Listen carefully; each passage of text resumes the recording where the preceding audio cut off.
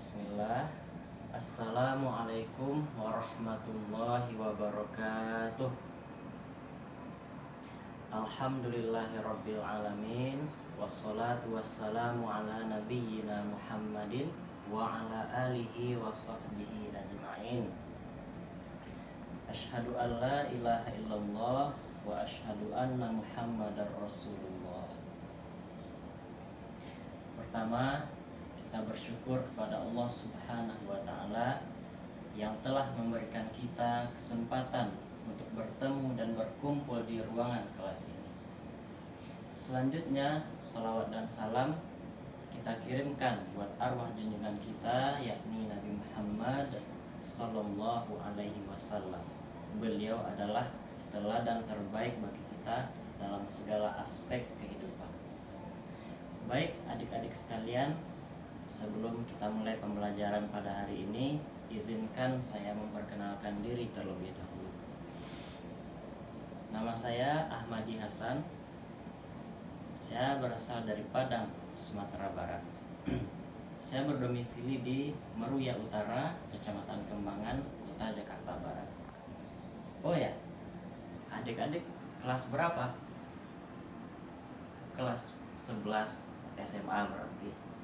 Baik, saya rasa untuk perkenalan cukup. Kita masuk pada materi ya.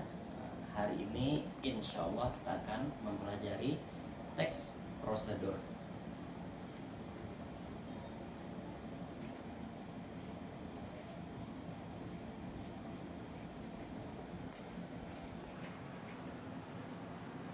Sebelum Bapak jelaskan, ada yang tahu atau pernah membaca apa itu teks prosedur? Ya, coba sebelumnya sebutkan nama. Hisham. Ya, silakan Hisham. Apa itu teks prosedur? Teks yang berisi langkah untuk melakukan sesuatu.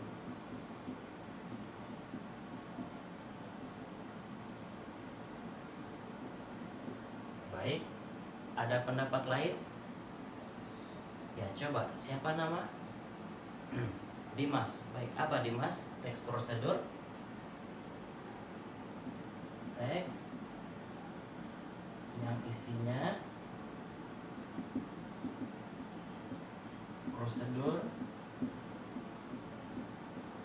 melakukan kegiatan.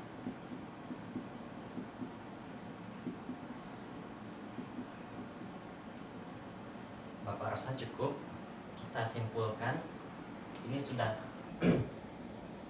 betul ya. Jadi yang dimaksud dengan teks prosedur adalah teks yang berisi urutan atau langkah-langkah atau tahapan untuk melakukan suatu kegiatan untuk mencapai tujuan tertentu. Jadi unsur-unsurnya langkah, prosedur untuk melakukan suatu kegiatan. Dari sini kita akan mengetahui unsur-unsur yang terdapat atau yang terkandung di dalam teks prosedur. Apa saja? Yang pertama, pernyataan umum.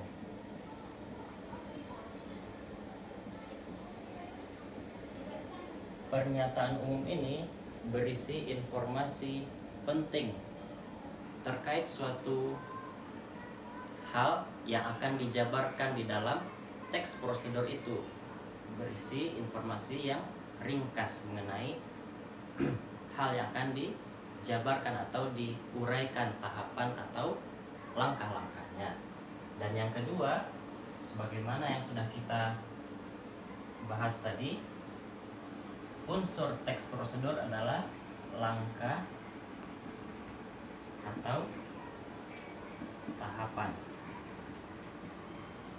Jadi, setelah pernyataan umum dituliskan dalam teks prosedur, diikuti berikutnya dengan langkah atau tahapan untuk melakukan hal yang terdapat di pernyataan umum tadi.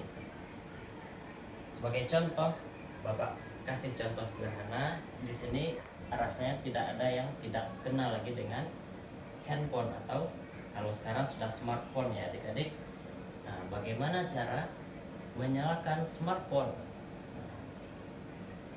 Itu pernyataan umumnya bisa diisi dengan smartphone atau handphone atau telepon seluler. Itu sudah merupakan barang atau kebutuhan yang tidak mewah lagi, karena semua kalangan sudah memiliki handphone, sudah membutuhkannya, sehingga itu bisa menjadi pernyataan umum, isi dari pernyataan umum teks prosedur. Dan yang kedua, langkah atau tahapan dalam menyalakan atau menghidupkan handphone. Yang pertama, kalau baterainya kosong tentu dicas terlebih dahulu. Yang kedua tentu saja ditekan tombol power. Yang ketiga, ditunggu prosesnya berlangsung beberapa saat sampai ia siap untuk dipergunakan atau dioperasikan.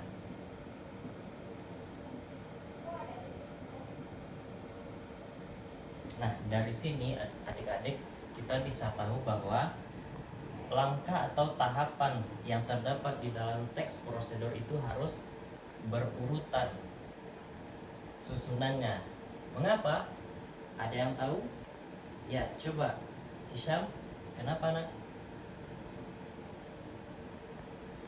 Betul, karena jika langkah atau tahapan ini tidak dilakukan sesuai urutannya, maka tujuan atau sasaran yang akan diraih dalam teks prosedur itu tentu tidak akan tercapai. Bagaimana mungkin adik-adik menekan tombol power terlebih dahulu ketika menyalakan HP, sementara HP adik-adik sendiri baterainya sedang kosong. Dari situ kita mengetahui bahwa urutan atau langkah-langkah atau tahapan dalam teks prosedur ini harus dilakukan secara runut dan runtut, berurutan satu demi satu, tidak ada yang terbalik urutannya. Baik, kita masuk pada contoh. Silakan adik-adik buka buku adik-adik. Kita baca contoh teks yang lain, yakni cara menghidupkan komputer. Silakan adik-adik simak, Bapak bacakan teksnya. Komputer merupakan salah satu perangkat elektronik yang sering digunakan untuk memudahkan pekerjaan manusia. Sebelum digunakan, komputer ini harus dioperasikan terlebih dahulu. Dalam pengoperasian komputer, kita harus mengikuti setiap prosedur bagaimana cara menghidupkan komputer dengan benar.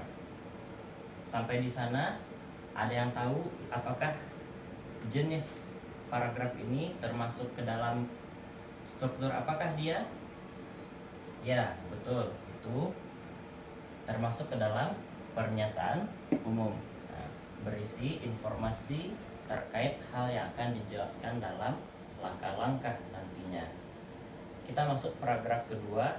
Untuk menghidupkan komputer dengan benar, ikutilah langkah-langkah berikut. Pertama atau 1, buka penutup layar monitor, CPU, keyboard, dan printer.